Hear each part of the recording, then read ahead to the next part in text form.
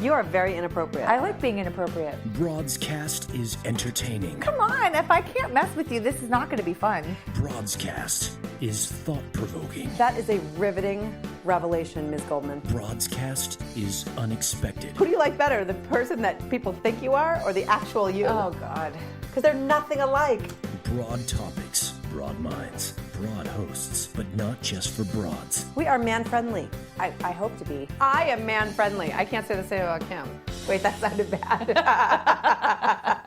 This is Broadscast with Kim Goldman and Jackie McDougall. Good morning. Or good afternoon if you're on the East Coast. Oh, I forgot. We're bi-coastal. Woo-hoo! We've always been bi-coastal, Kim. By something. I don't know. But, you know, listening to that open of the show, I realized I get so frustrated with Siri. You know, Siri on my iPhone. Yeah, who follows both of us on Twitter. Yes, I love her. No, actually, I don't really love her because she never understands a word I say. And I feel like I'm really well-spoken, but I'll say, please, you know, I don't know, search the web for what time does Target open? And she's like, you want to eat a muffin over an elephant? I mean, she just doesn't. How does that connect to the opening of our show? Because in the opening of our show, I'm all like, you know, so I'm like, oh, okay, maybe it is. Well, maybe we're just not as articulate as we thought. So maybe this whole broadcast thing is like, it's all a figment of our imagination. It makes us relatable. Yeah, that's true. So it's been a while, Kim. Yeah. What have you been up to? What's up? What you been doing? My gosh, nothing. I feel like I've been doing nothing. Oh, come on. Well, I mean, I haven't been taking big trips. I haven't been sailing the wide sea. I haven't. You haven't sailed the seven seas? I have not sailed the seven seas. My girlfriend, I was just going to say I've not climbed Mount Kilimanjaro, but my girlfriend is doing that right now. Really? Yeah. On purpose? My girlfriend, just a little shout out to my friend Jana. She and her twin sister are climbing Mount Kilimanjaro to raise awareness for multiple myeloma. Oh, wow. Their mom has been diagnosed and been suffering from that for years, and so they raised more than $20,000, and they're with a group of 15 people, and they are en route to the top of Mount Kilimanjaro. I think that's pretty awesome. That's fantastic. Right, yeah. So I'm not doing that. Right. I'm just sitting here bragging but about you're her. supporting. Yeah. That's great, though. I mean, you know, it's you gotta. I love when people take. I mean, we talk about this all the time. When people take, very difficult circumstances, in life, and they do something so important. You know. So we have to address the elephant in the room. Yeah. Yeah. The audio in the room. Yeah. So we're Our up. studio. Yes, we're under construction. We're under construction, which That's a euphemism for a lot of things. under construction. We are building a whole new studio. Yeah. Which is so exciting. We're like Oprah in the making, except someone you like. Mm-hmm.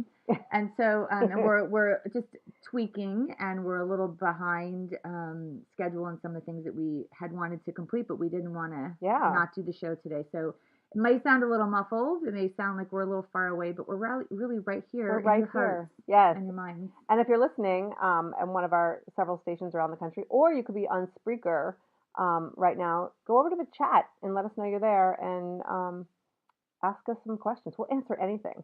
Oh, wouldn't we? sure. You wouldn't answer anything? Almost. Mm-hmm. What wouldn't you answer? And I'll ask you. Last time it was that I had sex. Oh, actually, that's not a secret. Do you even know the answer? I do. Mm-hmm. So, I over the past, I'm just going to tell you anyway, even though you didn't ask. Christmas, we haven't even done a show since the holidays. No. And since then, I've moved, and I've gone to Boston to see my dad with Alzheimer's, and I've moved. Did I mention that? Yeah, so, you moved. Mm-hmm. Yeah, my house is filled with boxes. So if anyone wants to come over and help me unpack or steal, so she could probably. Yeah. Mm-hmm.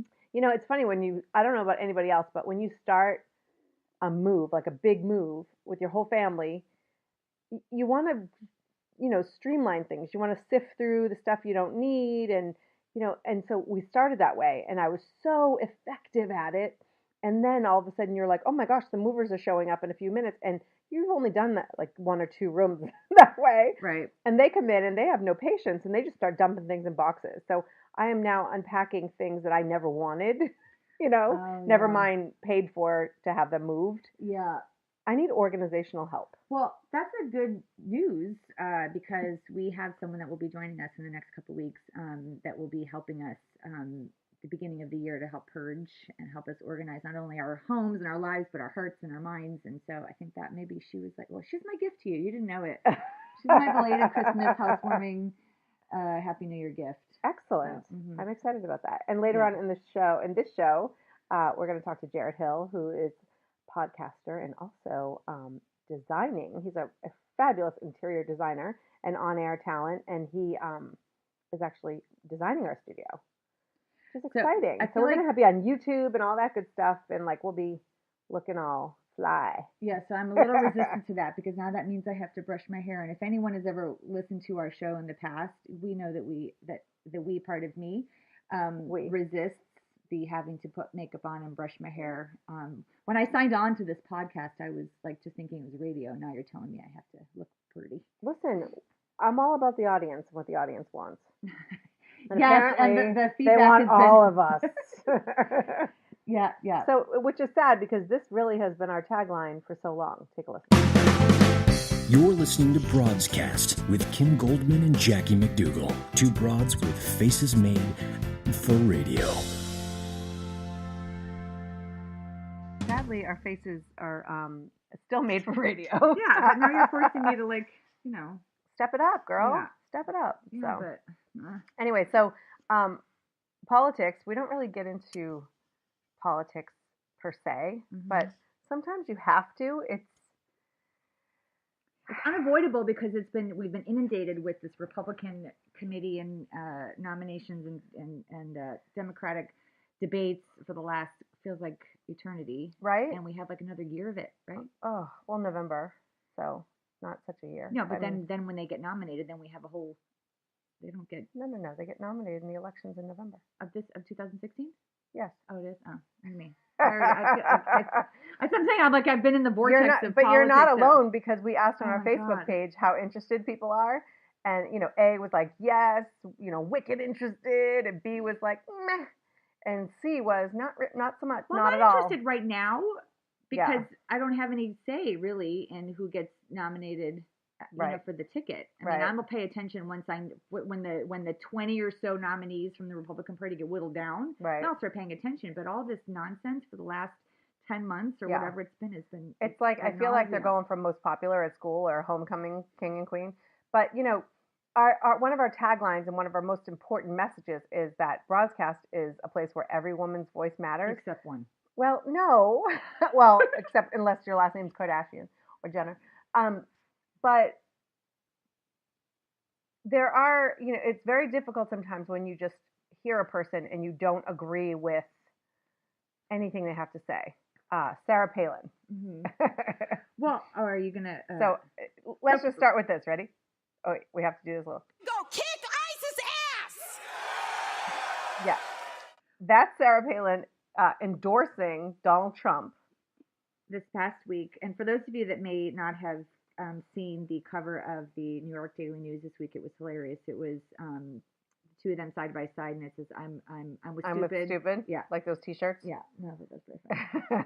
But I was reading in an article, I forget where it was, online yesterday, and they said that despite how you may feel about Sarah Palin, it was actually a very smart move because she has a lot of supporters. She really does. And so bringing those supporters to Donald Trump versus Rubio or Cruz is probably a very, very smart move on her behalf and Trump's behalf, who needs to solidify his votes in Iowa.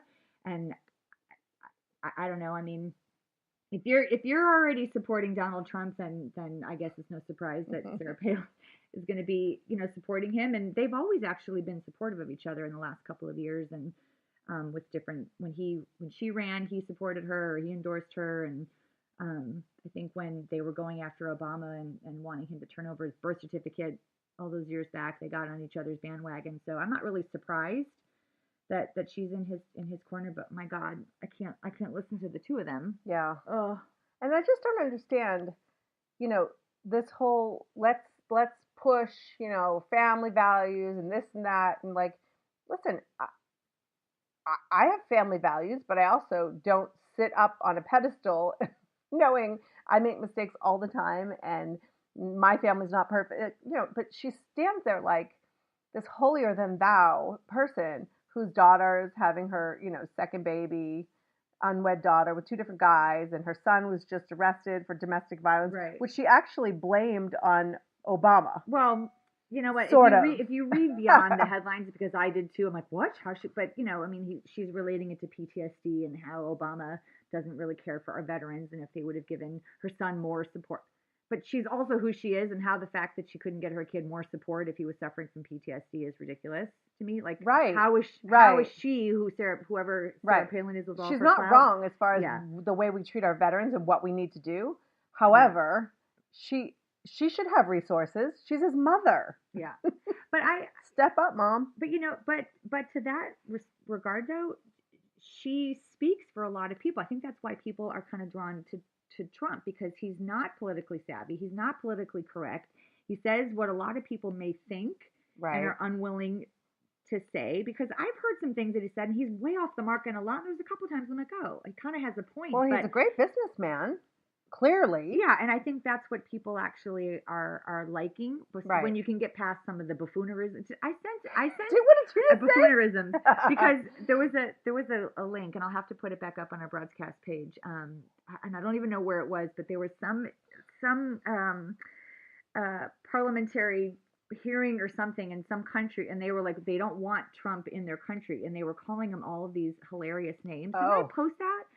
Oh my gosh, it was so funny. But anyway, I think once you get past some of his BS, I think people actually enjoy the fact that he's off the cuff. He says things that a politician wouldn't normally say. And she's very much the same way. And unfortunately, people were not accustomed to that. We're very much, we tend to gravitate towards the politician because that's all we've ever been given.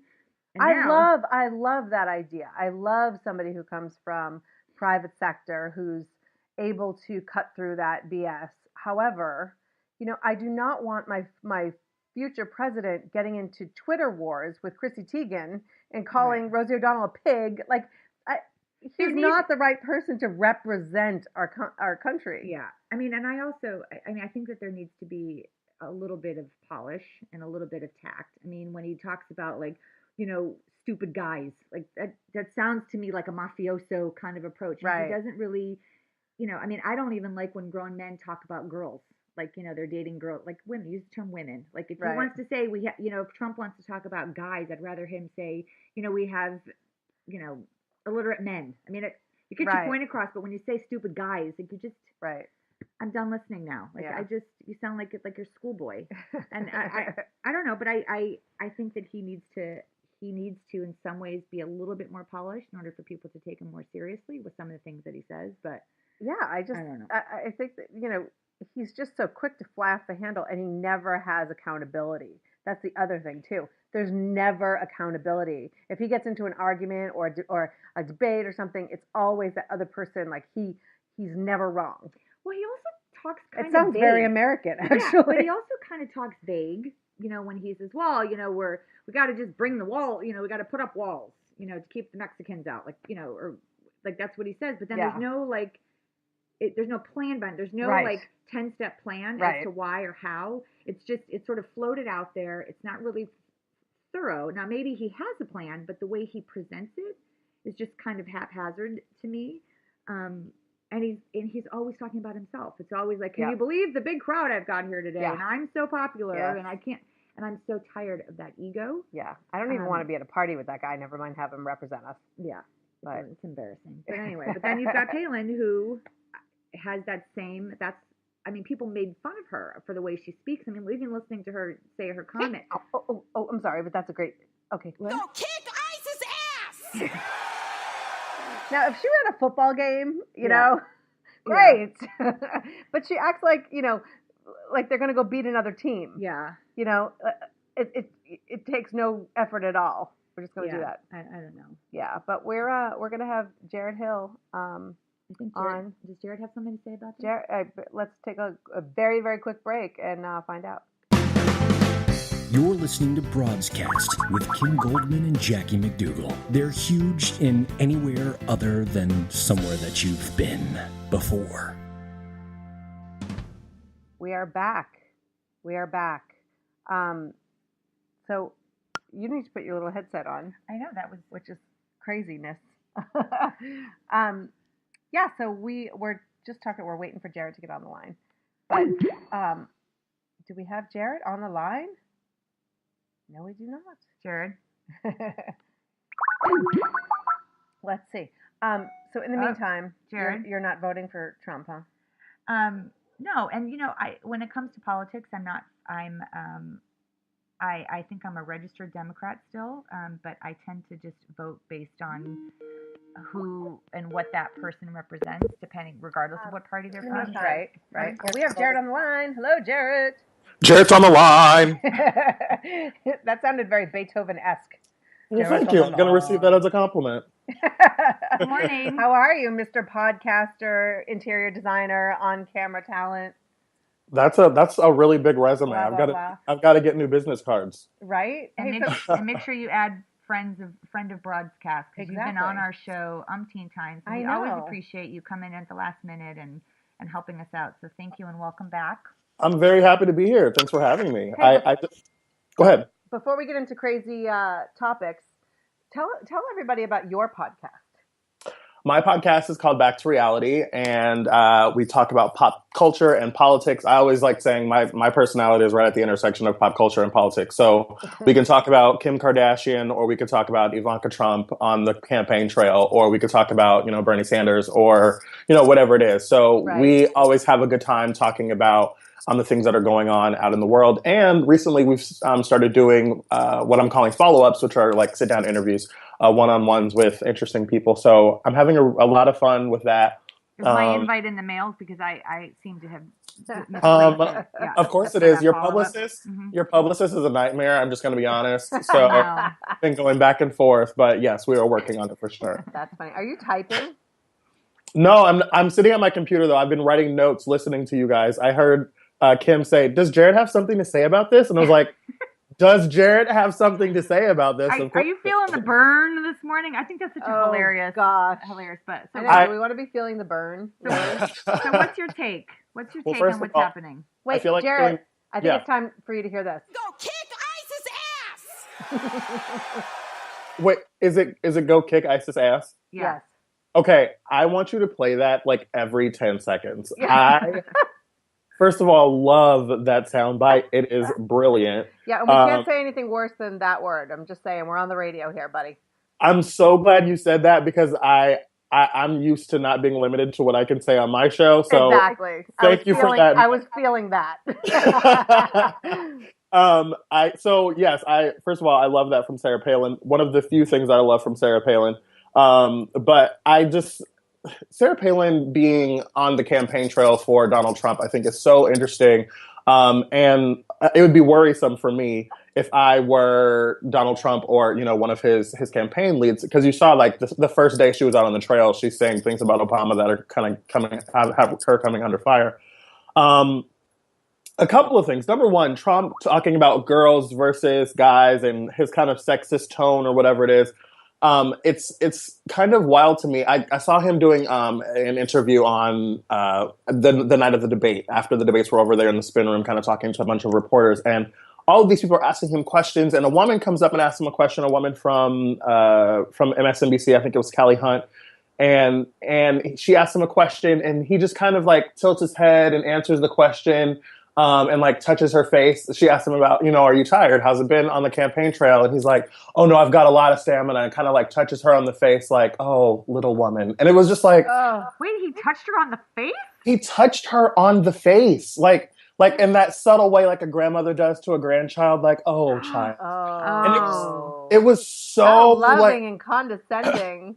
Exactly. It was so alarming to me. And like, no one mentioned it. And I was like, this is on TV. Like, did no one see that? Like, are we serious? Like, what did she do?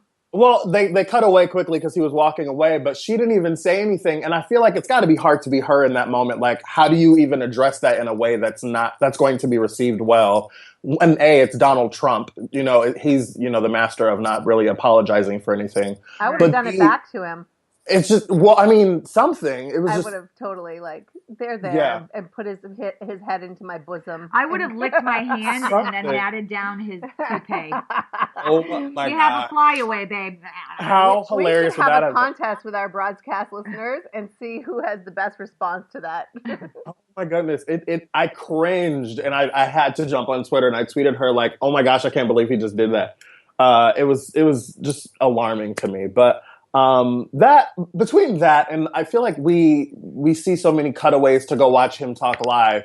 And I get frustrated with liberal media, MSNBC in particular, because I feel like that is why he continues to grow. Like, we cut away and we go watch him covered live, but then he's not even talking about anything other than like how well he's doing in the polls, Right. how whack his detractors are. Oh, the National Review, it's a horrible paper. It's a horrible paper. Well, they're a horrible paper now because they said something that you didn't like. Whether or not you like him as a candidate is, debatable, but like, him as a figure, as a personality, is really, really challenging for me to imagine sitting across the table from Vladimir Putin, or with Assad trying to get a deal done for Syria. So it's hard for me to imagine him as the person that I want to go represent me. So what do you think is the attraction to a Donald Trump or a Bernie Sanders, who is also kind of out there as compared to some of the other candidates? Do you feel the burn? What do you think people? Why do you think people are attracted to those kinds of personalities in this regard? Well, the interesting thing that we've been seeing this week, and obviously throughout this election, but more so this week, is this idea of the establishment, in major air quotes, and whatever that actually means, and wanting to go against the establishment. Donald Trump is obviously going against the establishment on the million different ways that he's doing that. It's also interesting that we see Bernie Sanders as anti-establishment because he's been in Congress for 30 years, but everything that he's talking about is going against the big systems that, kind of control everything as far as money and politics and power and all of those things. So voters this year are really, really anti-establishment, it seems. And I think that comes from the way that people have been disgusted with the way the government has just been kind of at a standstill. We've had, Congress has had approval rates that were in the single digits for years, single digits or, low teens or something like that for a long time. People are tired of the government not working for them, and whatever that way is, whether you be a conservative or a liberal or somewhere, in the middle of that spectrum, just feeling like, government's not getting anything done, or, Congress isn't moving. Primarily, people tend to be frustrated with Congress, regardless of how they feel about the president. So Right. I think it's more of a response to that. Yeah. Well, I think it's going to be a long road. Oh gosh. But I think year. for me, in general, politics is always so confusing because what they say in the moment sounds really smart or stupid. Yeah. But once you actually are put into that position of power, how much can you really do the things that you've promised or thought about, or your plan suggested? And I think that's where I get so frustrated, because I don't understand a lot, and I know that oftentimes we are not always told all the information, and we don't have all the facts, and so I feel like I'm just always operating in the dark when it comes to politics. There's so many advisors and things. There's only so much that one man or woman can do. Let's be honest.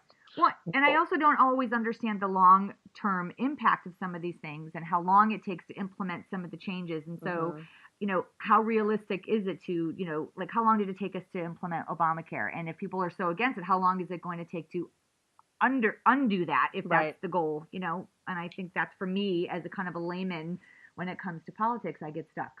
Well, I think Barack Obama is a great example of that. Like, Barack Obama came in as a change candidate who wanted to come in and change the way that Washington worked and change the way that people feel about government. And he's even said in recent interviews that his major regret was not being able to do that more effectively, because Washington has been more gridlocked than ever. And there's plenty of discussion about the reasons that it's been more gridlocked under him than under anyone else. But we use Obama in that example, but then you have to think about Hillary Clinton coming in as a potential president. The Republicans really don't like Barack Obama, but they hate Hillary Clinton. So how is Hillary Clinton going to be effective when she gets into office? Right. Should she become president? How is she going to get things done? Or Bernie Sanders, who's even further on the left, but less hated by his colleagues. But then if you think about it from a Republican perspective, if Donald Trump, or even maybe not Ted Cruz as much as Donald Trump, because Ted Cruz doesn't seem to be enjoyed by the Republicans either. But like, you know, Republicans have Congress, and then they'd have the executive branch as well. Well, then you have a different situation, right, where they can get things done that they want to get done, which, you know, has a lot to do with abortion and immigration and gay rights and, you know, those kinds of things. So it's about them not working together. President Obama has been criticized a lot because he's not a schmoozer. He's not a person that's going out to dinner and inviting people over to drinks and having chats. He's with his family at the White House. Whereas, you know, a Hillary Clinton would probably be more of a candidate that would be more into schmoozing because she's got that kind of personality. So it'd be interesting to watch how that would be different in the next presidency. Right. Well, so, you're listening to Jared Hill here on Broadscast with Jackie McDougall and Kim Goldman. A little station identification. Hey. So, Jared, let's do a huge departure to something far more important. The Oscars. Ooh. Yeah. So I feel like the same time last year we were having this exact same conversation Indeed. About Oscars being so white, and here we are again this year with no change. And what's your take when you heard the award, the nominees being announced, and there was nobody of color represented? What did you think? What was your feeling? This is really difficult for me every year because, and I haven't even like talked much about it on social media or anything, because I'm a big fan of the Oscars. I love the Oscars. I you know, I'm always wanting to be at a party when I watch them. Like, I'm a big fan. However, this is a really big deal. Like, this is not something that we can continue to sweep under the rug and not do anything about. First thing I want to say is I think it's really important to acknowledge that this is not an Oscar-centric problem. This is a Hollywood-focused problem that gets represented at the Oscars, right? Because the Oscars are the biggest night of in Hollywood. So is this a problem at the Oscars? Yes, but it's indicative of a larger problem within the industry. So I understand being frustrated with the Oscars, and I'm frustrated with the Oscars, and people that are calling for boycotts. I completely understand that. I don't know how I will handle it just yet. My show broadcasts on TWIB Media, which is This Week in Blackness, and we talk about race and politics and, you know, pop culture from a Black perspective. And we're doing a big show at TWIB this year called We Ain't Watching, which is basically saying, like, if you're not going to represent us, or if you're not going to include us in the conversation, we won't participate. And a lot of Black media are going to be participating in that and, you know, having fun with it and, you know, doing something different. But like, I'm a big fan of Chris Rock, and I want to see how he's going to handle it. Chris Rock has never shied away from controversial statements and, you know, saying what he thought about race and politics. But Stacey Dash recently coming out with some crazy comments. Explain to people. So Stacey Dash is mostly known for her role in Clueless. Right, which is one of my favorite movies of all time, to be fair. But she is a very conservative Fox News contributor. Contributor. And what is it that she said? She came out saying that we need to have segregation or integration, and that we should eliminate places like BET and the BET Awards and the NAACP Image Awards, which ironically BET responded to with a tweet that's like, well, can we get our check back because you made a lot of appearances on some BET shows? Yeah, exactly. She was on the Game for like 2 years, right? And that's on BET. Yeah, she had a recurring role on the Game for a while. But so I think her point, and you know, I'm not defending or going against what she's saying, but I think her point was, if this is the avenue that you want to take, then we have to be willing to do away with it all. I don't think she was saying, I want to kick myself out of a job. And there are a lot of people that believe that the whole issue of race in Hollywood or in any other industry, that, you know, are you wanting us as the white population to isolate and only pick you or vote for you or choose you or hire you because you are a minority? Or do you want to be judged on the basis of not being judged on the basis of your skin color, which I sometimes get confused. So honestly, this kind of shows up here with all of these movies too. Like, should somebody else not get voted as a nominee because they're white? Then, I mean, that's kind of what the alternative is, right? Sure.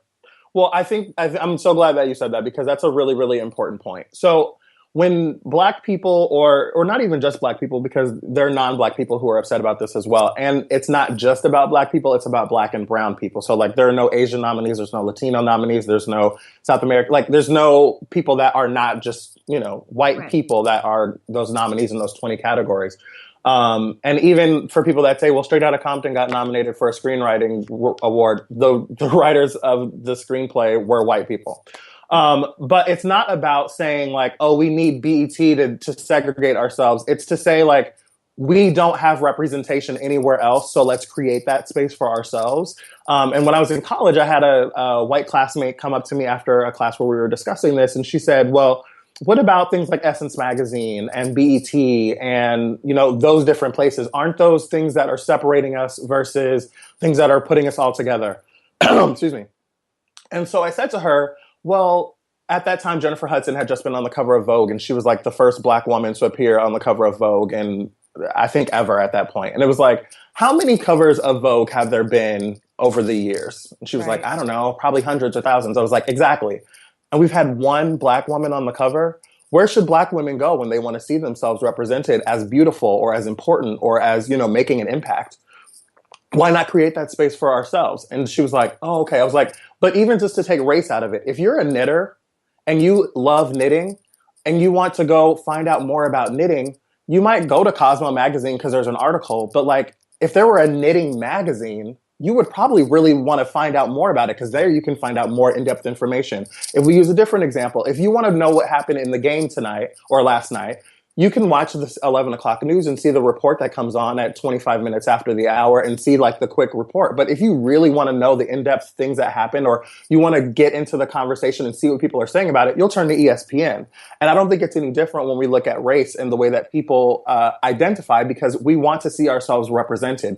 If we want to see like the actors that look like us, sometimes you have to turn to the BET Awards or the NAACP Image Awards because you want to see someone that looks like you. And I think white people have never really had to think about that because they've always been represented. Whereas Asian Americans, Black Americans, Latin Americans, and all of the other different people that fall into that diaspora, they want to see themselves represented. And we don't see that when we look at the Oscars. We hardly see that when we look at the Golden Globes or the SAGs or whatever it is. So I think that's why it's so important to have spaces like BET or TV One or, Univision or Telemundo. Those things are important because we need to see ourselves reflected. And white people have never had to really think about that because they've always been represented.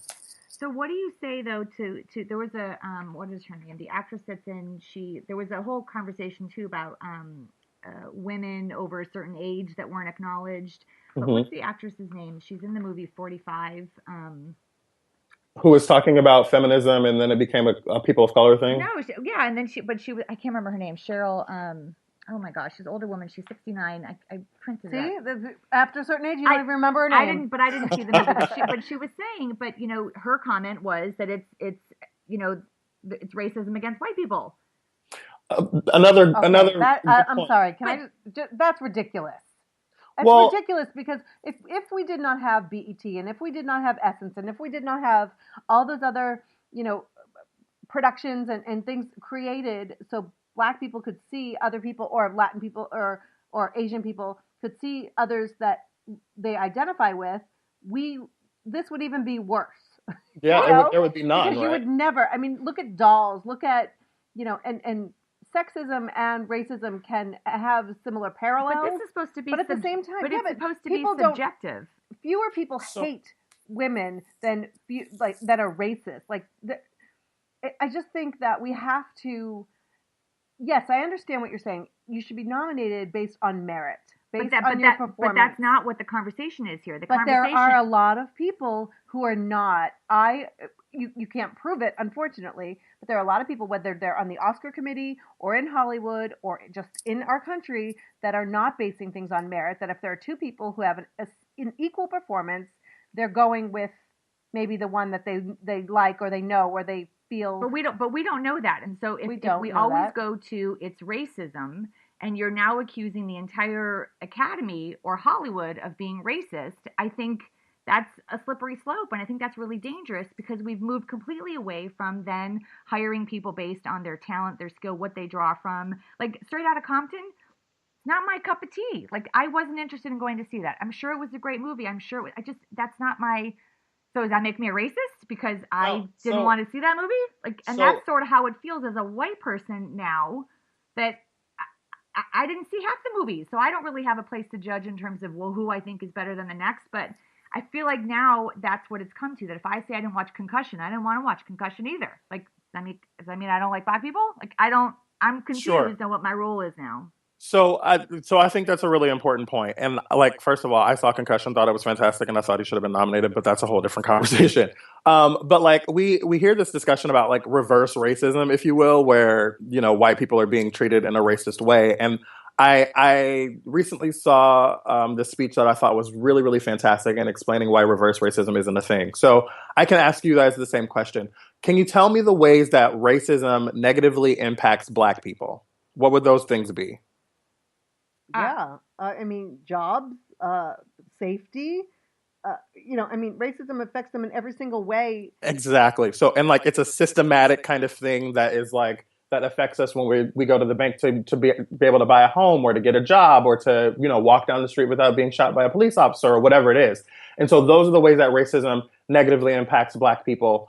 But what are the ways that racism negatively impacts white people? I think that if we're having a candid conversation, I think that it could maybe more so in being hired for positions that maybe whites that are talented and experienced are not being hired because those jobs are being given to people of color or a minority because of equal opportunity, right?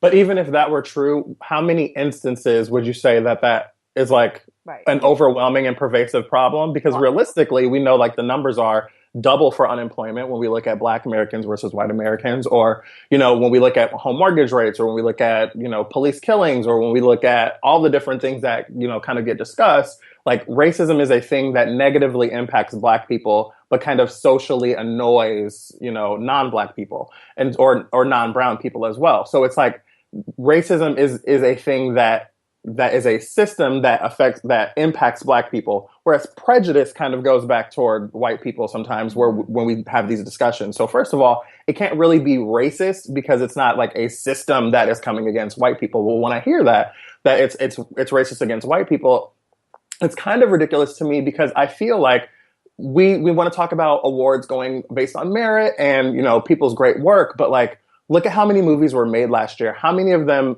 featured a black actor or an Asian actor or a Native American actor or a Latino actor in the prominent roles that would even be nominated? Like, the percentage is so small that then you have like 3 black actors that would even be considered for Oscar nomination. I think this year, when we talk about the lead actor in Straight Outta Compton, we look at Will Smith with Concussion, maybe Michael B. Jordan for Creed, and I think there's another one. That kind of goes back to what you're saying, though, that it's not just about the Oscars, and it's about Hollywood. Because if the Oscar committee wasn't given more to choose from and more diversity to choose from, then maybe we wouldn't be in this boat. But the only people that are being attacked for it now are the Oscar committees and the Jada Pinkett Smiths of the world and Spike Lee, who hasn't really even been nominated or won awards even from black film festivals, because I looked it up.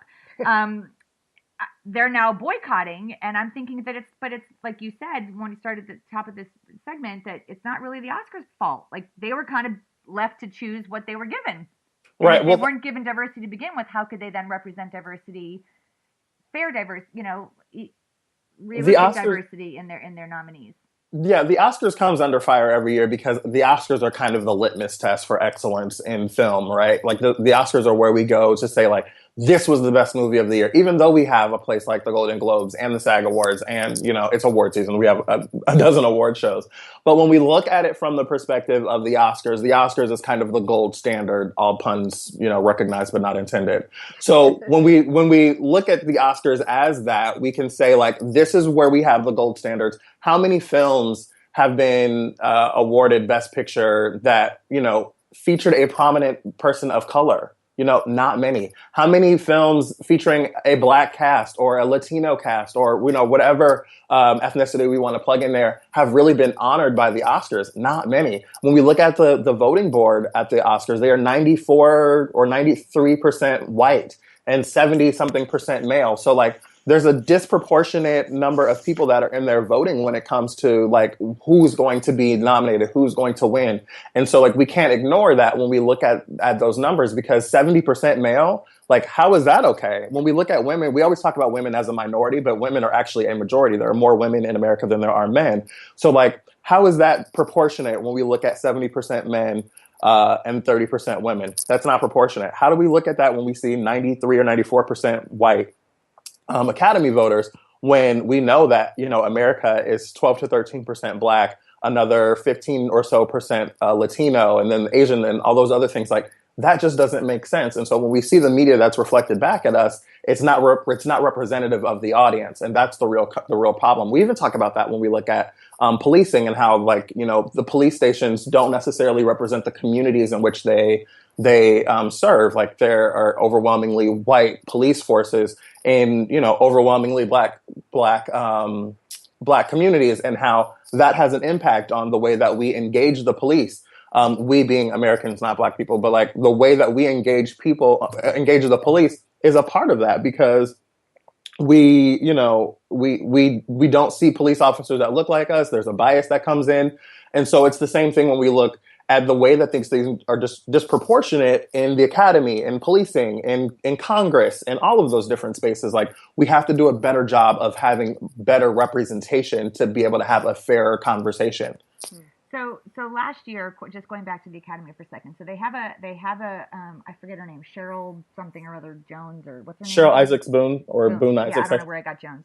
Cheryl Isaacs Boone. So do you know how long she's been the president of the Academy? I believe this is her first full year. I want to say that the term is like 2 years or something like that. Okay, but don't quote me on that. That's okay.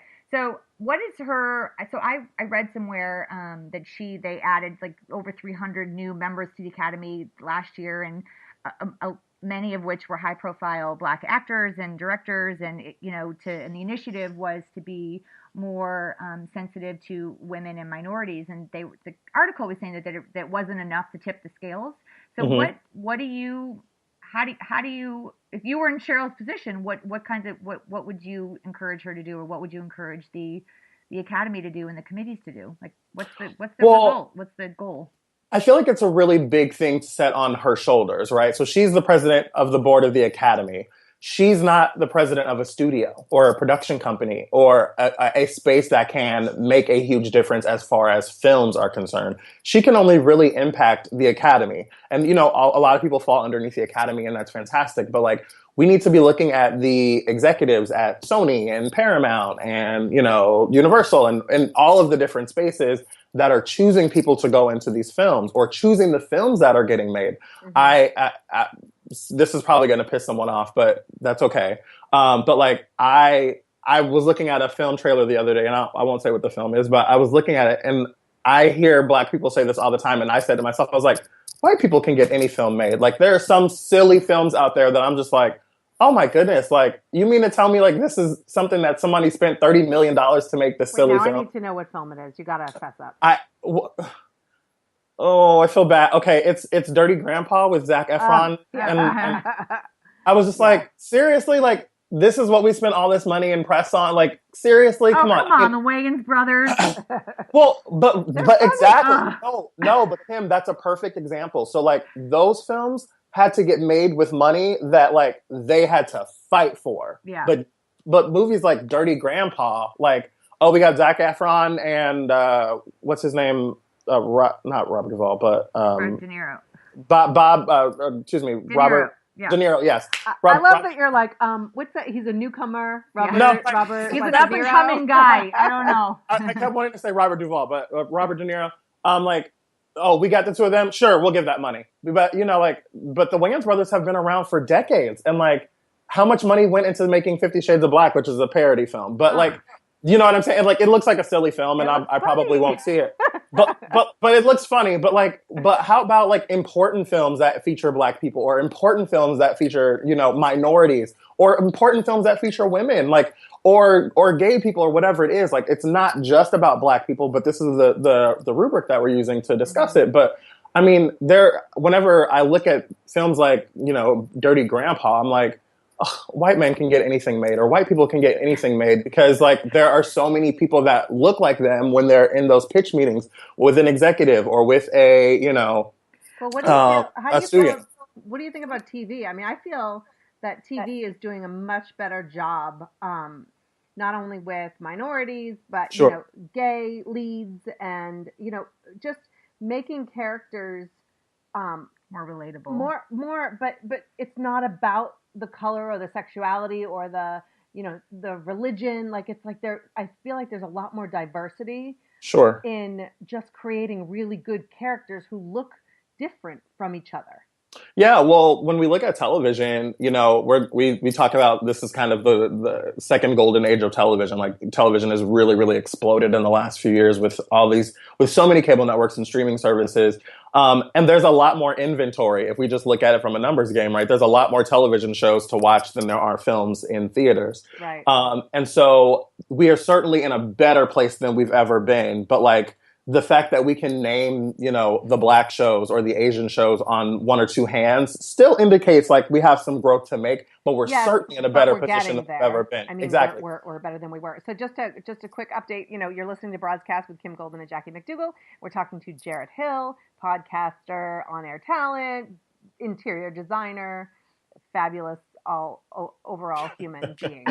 Thank you. I mean, I just think that Shonda Rhimes has, like, you know, changed the face, so to speak, of primetime. And also, you know, my husband and I are obsessed with Jane the Virgin. Like, I didn't even know it existed. I mean, I knew it existed, but the marketing at least felt a little more like ABC Family, which is now Freeform because my husband works there. But, which is, don't even get me started on that, but that's a different conversation. But it felt very young, and you know, in some ways it is, but it's a fun little show, you know, and I love that, you know, it's not like Latino. We have to, they're just, you know, people. And here's what's so naive for me, and I'm just going to out myself. I don't pay one iota of attention to that when I'm watching television.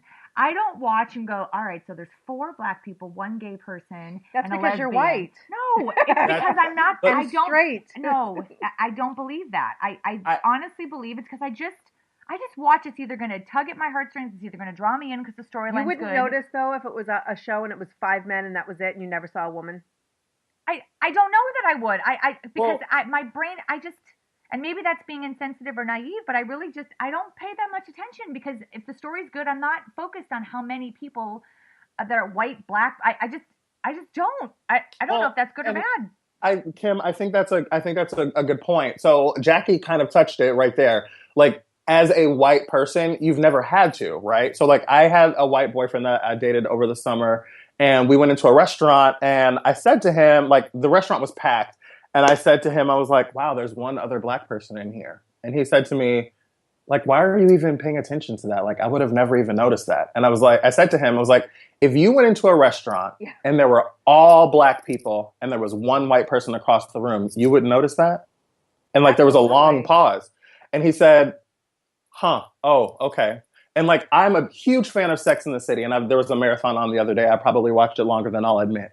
But I was watching the show, and it's so mind-boggling to me, like, how we can go 6 seasons of a show, so many characters come in and out, but it's so hard to find a person of color in New York City. Like, I mean... No, Blair Underwood was Cynthia Nixon's character, her boyfriend. He was a sports doctor for the Knicks. I watched that whole episode. He was hot. Kim, you're touching on my point, though. The fact that you can name the one Black person is the point. It's because he was hot, and I remember. Well, right. And I mean, I remember that conversation I had in the hallway. I was like, I'm all about Blair Underwood right now, right? But there was one Black character. We look at Friends, and like, Aisha Tyler was the only Black character to ever come onto that show, and it was like in the last couple of seasons or something, and she was there for a season. So like, we are definitely in a better place than we've been, and Black people, you know, are always talking about how we're excited about Scandal or How to Get Away with Murder. You know, Latinos are very much underrepresented. Certainly, and I mean, Asians are even less represented on television. But like, I have a question about that, because do you feel like Asians are as...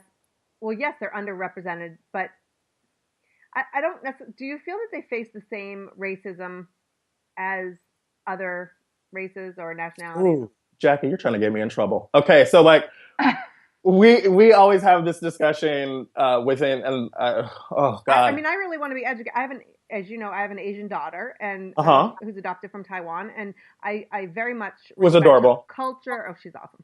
But respect her culture and her identity and where she. But you know, I'm a redheaded, freckle-faced white girl, so like I want to be open and aware, and you know, just understand. I mean, I can't ever possibly know what it's like, but at least I can have some compassion and some, you know, empathy. Well, it's hard. I can't obviously speak for the Asian community, but like if we talk about representation in media, like how many shows have an Asian cast or even an Asian lead? Like this year, Priyanka Chopra is the lead in a new show on ABC. And I'm trying to speak slowly so I can come up. Quantico is the name of the show. Quantico. Yeah. She's Indian and she's stunning, and that show is fantastic. But like the fact that her being on that show was news is part of the headline, right? And I use the same example if we look back at politics. When a person like Barack Obama can win the presidency and the headline does not involve him being black, then we have moved away from, we're in a post-racial America. Or when Priyanka Chopra can be, you know, the lead on a show like Quantico and her being Indian American is not a part of the headline, then we are, you know, in a post-racial society. And so when we get to a day where we can look at the Oscars and, you know, everyone can be nominated and that not be a story, we can just acknowledge like, oh, wow, all of these fantastic actors who are of all different ethnic backgrounds are involved here. That's when we are past this, when we can see two gay people in a commercial and it not become, you know, a firestorm, or we can see a black woman and a white woman in a Cheerios commercial with a mixed race little girl and it doesn't start up something. That's when we're in a post-racial era. But like when we look at Asian Americans, like they're way underrepresented on television, right? Like there's Fresh Off the Boat, which is on ABC, and there's Quantico with Priyanka Chopra, and there's a handful of other shows, but like Asian Americans are so underrepresented. There's so little space for them on television to really be themselves. I don't even really see a network that is really geared toward Asian Americans. So it's got to be really difficult to be Asian in this country from that perspective. Two things, like, do you really think there will ever be a post-racial America? Certainly not. And I don't think, when I was dating my boyfriend over the summer, he said to me, like, well, you know, I don't even think about race. Like, I don't even see color.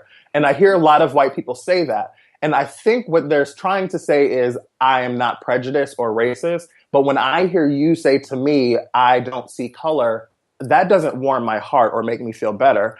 That makes me say, why don't you see me as who I am? So, like, if a man came to the person that says, I don't see color, I am seeing you for who you are. You're Jarrett to me.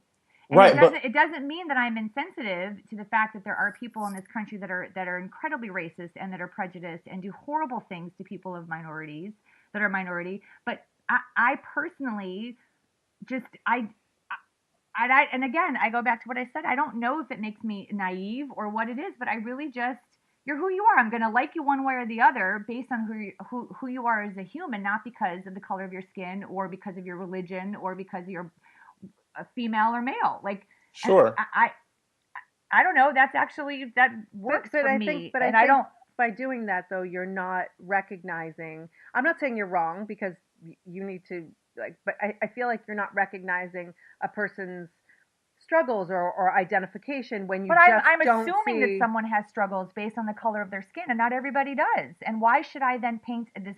That's what I'm saying. You just said you assume someone has struggles, so you do see color. No, but I'm being told that I should be assuming that someone has struggles because they're black and white. But you don't look at me and assume I've had any kind of trouble or any kind. I do actually. Well, I guess what I'm saying is. Sorry, Jared, I had to. I guess what I'm saying is which way is the best way to do this, right? Like, if I'm trying to. Well, it's just like politics. It's one side or the other, and nobody's in the middle. No. I think it's like we have to be able to understand and have compassion and empathy for people who look a different way or who were brought up a different way. Or, you know, I was at the Children's Hospital yesterday with my son, and there's a couple who walked into the elevator, you know, clearly Muslim. She was all, you know, her face was covered, her head was covered. They had a child in the stroller who was obviously sick. And I just, you know, I wonder how many people like turn away or won't get on the elevator or, you know, and I just gave them a smile and just, you know, said, good morning or whatever it was. Like, but why wouldn't you do that to the woman that walked on, the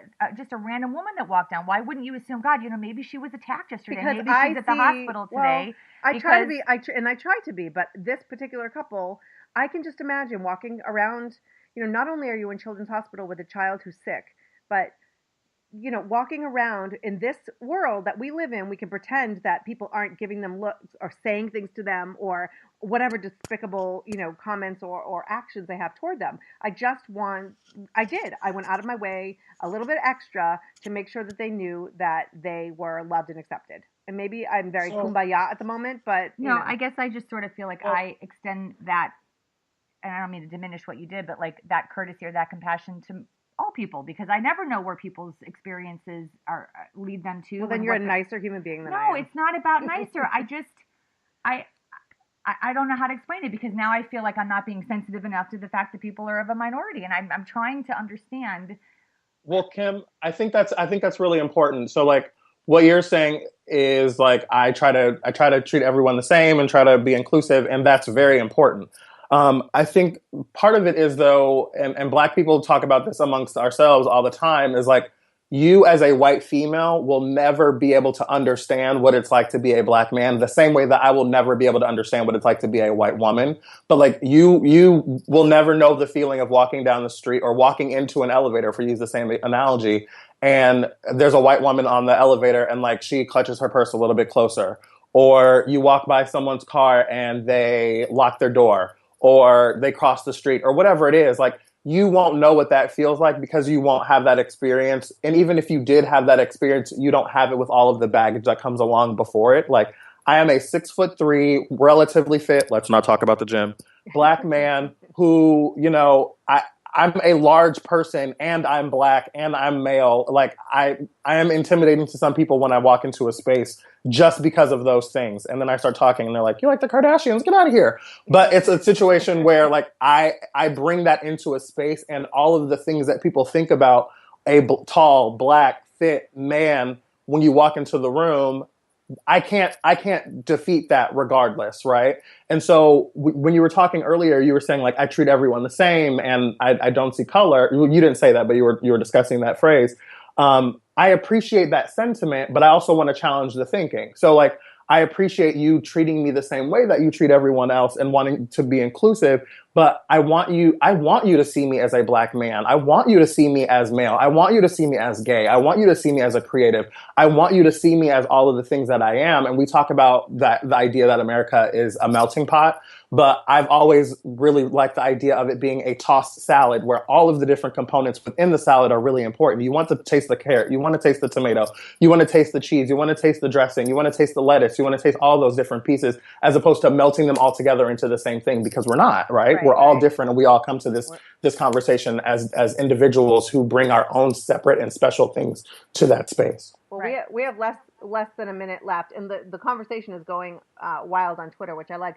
But here's the other thing, Jarrett, is that I think a lot of white people, and this is what I'm reading now on Twitter, feel that they're automatically assumed to be racist. And so like even for Kim and her background and her brother's trial and, fighting a murderer was, what her family's goal and mission is. It was and is and will always be. But because he is Black, her family is treated a certain way, like they are racist and they are horrible. And, that's also very difficult. Sure. We're not comparing apples to apples here, but sure. It's, it's such a great conversation. And we're so grateful that you came on and had this conversation with us. We have to have you on again, but we're running out of time. No worries. Thank you guys for having me. I really Thank you so appreciate much. it. Jarrett Hill, where can people find you?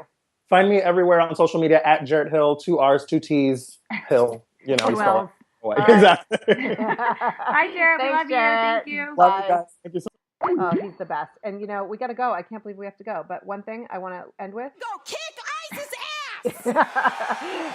Woo! Thanks for listening to Broadscast. We will see you next week. Find us at broadscast.com. And on Facebook, Broadscast, and Broadscast Show on Twitter. Thanks. Have a great week. Bye.